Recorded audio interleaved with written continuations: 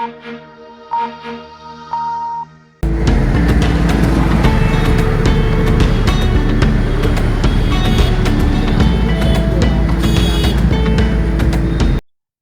रहेंगे वीराने, शादाब रहेंगी जंजीरें, जब तक दीवाने जिंदा है फूलेंगी फलेंगी जंजीरें।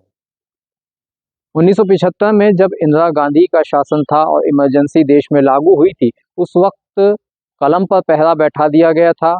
लोगों को बोलने की आज़ादी नहीं थी। इस दौर में भी हफीज़ साहब कहाँ रुकने वाले थे। उनकी कलम तब भी चली, आवाज़ तब भी निकली। इसके बाद सरकार को उनकी ये बात अखर गई और मीसा के तहत उन्होंने हफीज़ साहब को जेल में डाल दिया। ये जो आप टूटा फूटा आशियाना देख रहे हैं, हफीज़ साहब ने अपनी ज़िंदगी इसी में बसर की। इनकलाबी कलाम की जड़ें इन्हीं चार दीवारियों में से फूटी। इन्हीं चार दीवारियों के बीच हफीज़ साहब की कलम जुल्म के खिलाफ शमशीर बनती थी। हफीज़ साहब के जाने के बाद किराए का ये उनका आशियाना तभी से वीरान पड़ा है। आबाद रहेंगे वीराने, शादाब रहेंगी जंजीरें, जब तक दीवाने जिंदा हैं फूलेंगी फलेंगी जंजीरें। आज़ादी का दरवाज़ा भी खुद ही खोलेंगी जंजीरें, टुकड़े टुकड़े हो जाएंगी जब हद से बढ़ेंगी जंजीरें। हफीज़ साहब का पूरा नाम हफीज़ुर रहमान और हफीज़ तखल्लुस था। आप 10 जनवरी 1922 को मेरठ में पैदा हुए। 1939 में हफीज़ साहब ने फैज़ाम इंटर कॉलेज से हाई स्कूल का इम्तहान पास किया। मेरी इब्तदाई तालीम भी फैज़ाम इंटर कॉलेज से हुई। हफीज़ साहब निहायत ही शरीफ और सादा इंसान थे। इब्तदा में मैं भी संजीदा शायरी कर रहा था। शुरू में उनसे इस्लाह भी ली। 1977 में फैज़ाम इंटर कॉलेज की स्टूडेंट यूनियन का मैं सदर मुंतखब हुआ।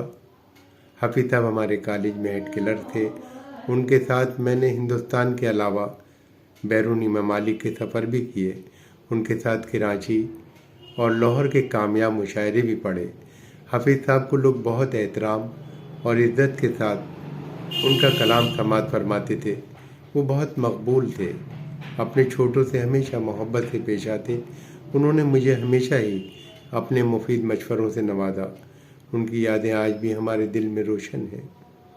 1985 में हफीज़ साहब जमात इस्लामी के रुकन होने की वजह से डिफेंस ऑफ इंडिया के तहत 3 माह नज़रबंद रहे। उनके नाना मुंशी खादिम हुसैन को शेर व शायरी से शगफ था, रग़बत थी। उनकी तरबियत थी कि हफीज़ साहब शायरी में दिलचस्पी लेने लगे। बाद में हज़रत आसिम बरेलवी से मशवरा सुखन करने लगे। हफीज़ साहब ने मुख्तलिफ़ मुल्कों के मुशायरों में शिरकत की। आपने हज की सआदत भी हासिल की। जनवरी 2000 को हफीज़ साहब मेरठ में अल्लाह को प्यारे हो गए। उनकी तसानीफ़ के नाम ये हैं: शेर व शऊर, मताए आखिर शब, दूसरा शेरी मजमुआ पर उत्तर प्रदेश उर्दू अकेडमी ने इनाम दिया। कुल्लियात हफीज़ मेरठ ही भी शाया हो गई है। हफीज़ साहब की यादें आज भी हमारे दिलों में ताज़ा हैं। शीशा टूटे गुल मच जाए, दिल टूटे आवाज़ ना आए। नमस्कार, मैं हूं सलीम सिद्दीकी और आप देख रहे हैं जनवाणी न्यूज़। उत्तर प्रदेश की इस सरजमी ने इस पूरे मुल्क को ऐसे नामचीन शायरों से नवाजा है जिनको आज तक याद किया जाता है। प्रोफेसर वसीम बरेलवी से लेकर नवाज देवबंदी और हफीज़ मेरठी से लेकर मुनव्वर राणा तक इस सरजमी से पैदा हुए हैं।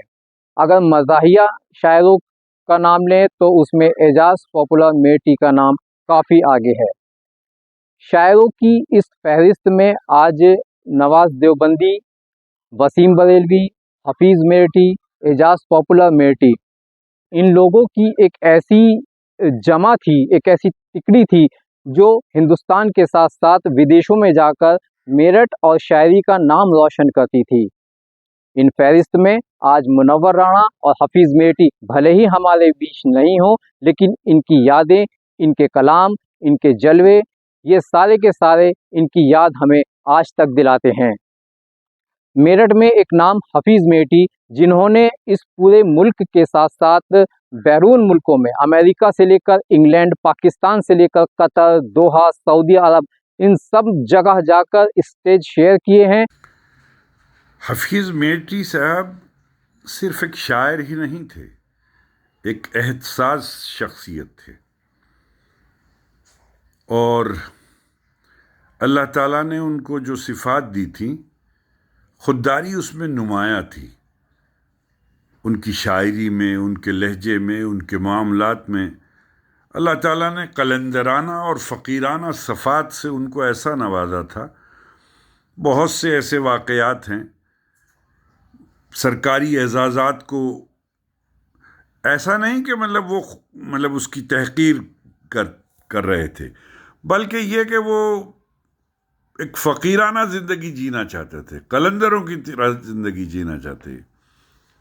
वो राहत साहब का शेर है ना कि एक सरकार है जो इनाम भी दे सकती है और एक कलंदर है जो इनकार भी कर सकता है। तो उसका अमली नमूना थे हफीज़ मेहटी साहब। बहरहाल हम जैसे छोटों और मामूली लोगों के साथ भी उनका शफ़क़त का मामला रहा। मेरी खुशनसीबी ये है कि मैंने उनके साथ कई सफ़र भी किए हैं और आदमी को सफ़र में पहचानने का मौका मिलता है। तो मैंने सफ़र में उनको बेहतरीन हम सफ़र पाया। बड़े होने के बावजूद शफ़क़त का मामला, नरमी का मामला, मोहब्बत का मामला, तो बहुत कम लोग ऐसे होते हैं। बल्कि सफ़र में आदमी को पहचाना जाता है कि सफ़र में अगर आदमी अच्छा है तो वाकई आदमी अच्छा है। तो हफीज़ साहब एक बड़ी शख्सियत थे और अलबत्ता शेर व सुखन की दुनिया में जो पजीराई हफीज़ साहब की होनी चाहिए थी वो हमने नहीं की, इसका एहसास मुझे है। मैं जब भी कभी मेरठ जाता था, मुलाकात के लिए जाता था, मामूली सा एक घर, मामूली से एक ज़िंदगी की सादगी ये बताती थी कि वाकई ये आदमी फ़कीर है, कलंदर है। तो लेकिन उनकी फ़िक्र, उनकी सोच, उनके यहाँ की जो गहराई है, जो गहराई है, तो वो रूह में पेवस्त होती है। उनके यहाँ तड़प भी है, उनके यहाँ बेचैनी भी है और उन्होंने समाजी मौज़ूआत को भी गज़ल का मौजू बनाया। और उन्होंने ऐसा नहीं कि रूमानी गज़ल को मौज़ूआत का मौजू नहीं बनाया, उसको भी अपनी गज़ल का मौजू बनाया है। तो बहरहाल हम जहत सिफ़ात के मालिक थे हफीज़ मेहटी साहब। अल्लाह उनकी मग़फ़िरत फ़रमाए और दर्जात बुलंद फ़रमाए। आज हम आपको मेरठ के एक खुददार शायर की ज़िंदगी से रूबरू कराएंगे, जिसका नाम हफीज़ मेहटी है। हफीज़ मेहटी साहब अब से तकरीबन 24 साल पहले इस दुनिया से भले ही रुखसत हो चुके हैं, लेकिन उनकी शायरी आज भी हमारे जहनों में ज़िंदा है। इस वक्त हम खड़े हैं मेरठ के हाजी साहब कब्रिस्तान में, जहां अब से तकरीबन 24 साल पहले हफीज़ साहब को दफनाया गया था। ये देखिए, ये कब्रिस्तान है, लेकिन उनकी कब्र की कोई निशानी अभी मौजूद नहीं है, लेकिन ये जगह वही है जहां उनको दफनाया गया था। क्योंकि हफीज़ साहब कहते थे कि जब उनकी कब्र बनाई जाए तो कोई ऐसी निशानी कब्र पर ना छोड़ी जाए जो बाद तक भी मौजूद रहे। अदबी महफिल की जान माने जाने वाले हफीज़ मेहटी यहीं इसी कब्रिस्तान में इसी जगह सुपुर्द खाक हुए थे। इस मिट्टी में आज भी हफीज़ साहब की खुददारी की महक बाकी है।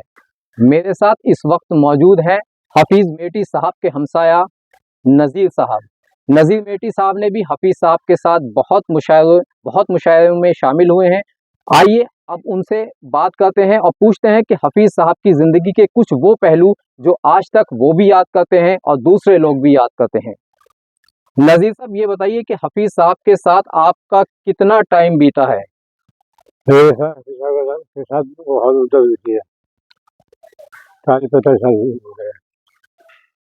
तो जब आप उनके साथ स्टेज शेयर करते थे, शायरी करते थे, तो लोग उनको किस तरह से देखते थे? मोहब्बत के निगाह देखी थे, गाली शायर निगाह देखते थे, तो वही जो शायर हमारे बीच में फोन करते थे, गाना आता हुआ है, तो वो जो दौड़ तो सलाम करते ये भी कहा जाता है कि जब हफीज साहब पाकिस्तान में शायरी पढ़ने जाते थे तो पाकिस्तान के लोग उनको अपने यहाँ रोकने के लिए बहुत कोशिश करते थे। क्या ये जी बात सच है? बिल्कुल सही है। और इतने सारे लोग जो पढ़ते बहुत चाहते थे इनके खातिर निश्चित करते नहीं नहीं थे लोगों को खाली तबाह और जमाने तक लेके हमारा आखिर आशिक। हाँ उनके साथ जो मेरे को नर्स के वाक़े को लग गया है थे हफीज़ मेरे मुझसे शायद अभी खुश नसीबी से मगर बैठा बहुत करीब थे हफीज़ मेरे शायद अभी थे हफीज़ मेरे करना जमाने पढ़ते थे हफीज़ मेरे मुझसे शायद अभी खुश नसीबी से मगर बैठा बहुत करीब इसलिए मेरी याद मुझसे उनकी बहुत हो रहा करते थे यार शाम बोलते थे खैर सीखे हैं उनसे मैंने ख्याल खैर सीखे हैं उनसे मैंने सोबत में बनाया ठोकता रहता था खाम पर मेरी वो मुझे सिला गया फन की भी बात। हफीज साहब को एक लक़ब मिला था खुददारी का। वो एक ऐसे खुददार शायर थे कि जिनकी खुददारी के आगे तो सरकारें भी हार गई थीं। दरअसल ये वाक़या है उस वक्त का, उस दौर का जब हफीज साहब मुफलिसी की ज़िंदगी गुजार रहे थे। उनकी मुफलिसी को देखकर सरकार को भी तरस आया तो सरकार ने उनके लिए 1 लाख रुपए बतौर इमदाद के भेजे थे। दरअसल इमदाद नाम से हफीज साहब को अक्सर चिढ़ थी, वो उससे दूरी बनाकर चलते थे, कोई भी इमदाद उन्हें कबूल नहीं थी। सरकार ने उनको इमदाद भेजी तो उन्होंने उसको लेने से साफ मना कर दिया। ये उस दौर की बात है जब उत्तर प्रदेश में समाजवादी पार्टी की सरकार हुआ करती थी। तब बताया जाता है कि मुलायम सिंह ने खुद उनके लिए 1 लाख रुपए बतौर नजराना भेजा था। जब ये नजराना उनके पास आया और उनको पता चला कि इमदाद का पैसा है तो उन्होंने उसे लेने से साफ इनकार कर दिया। मंत्री डॉक्टर मेराजुद्दीन अहमद के साथ पद्मश्री हकीम सैफुद्दीन, उस वक्त के डीएम एसएन सेठ और एसएसपी कश्मीरा सिंह बाकायदा ये 1 लाख रुपए की रकम लेकर हफीज साहब के घर गए थे, लेकिन इसके बावजूद हफीज साहब ने इस रकम को लेने से साफ मना कर दिया। इसके बाद सारे अधिकारी उनके दर से लौट गए, लेकिन क्योंकि सरकार भी सरकार है, उसने भी ठान लिया था कि वो हफीज साहब को ये पैसा ज़रूर देगी। तो उसके बाद तय हुआ कि मेरठ में एक जश्न मनाया जाए। ये जश्न हफीज़ होगा, जश्न हफीज़ मेरठी के नाम से ये जश्न होगा। ये जश्न हुआ और उस जश्न में हफीज़ साहब को 1 लाख रुपए बतौर हदिया पेश किया गया। हफीज़ साहब ने उस वक्त तो ये 1 लाख रुपया ले लिया, लेकिन अब इस 1 लाख रुपए को खर्च कैसे करें, ये उनके लिए एक बहुत बड़ी सरदर्दी हो गई थी। तभी मेरठ में फलाह आम के नाम से एक हॉस्पिटल का निर्माण हो रहा था। इसमें हफीज़ साहब ने उन 1 लाख रुपए में से 50,000 रुपये दान दे दिए। अब बचे 50,000 रुपयों में से 25,000 रुपये उन्होंने अपने एक परिचित को, जो बहुत ज़रूरतमंद थी, उनको दे दिए। बचे हुए 25,000 रुपयों में से सिर्फ 10,000 रुपये अपने पास रखे और उनमें से 15,000 रुपये फिर 2-2, 4-4, 5-5,000 रुपये कर बांट दिए। तो ये थी हफीज़ साहब की खुददारी, ये थी हफीज़ साहब की मुफलिसी के बावजूद एक ऐसी ज़िंदगी जो सभी आज तक याद करते हैं। कैमरामैन विवेक तोमर के साथ सलीम सिद्दीकी, मेरठ।